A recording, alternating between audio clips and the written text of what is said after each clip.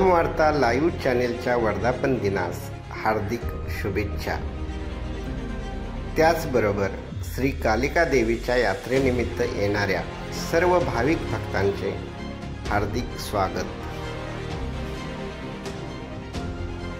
शुभेच्छुक सरपंच सौ वर्षाताई विकास झेंडे व उपसरपंच सौ पल्लवी मोहन महिंदकर, ग्रामपंचायत शित्तूर वारुळ, तालुका शहावाडी, जिल्हा कोल्हापूर।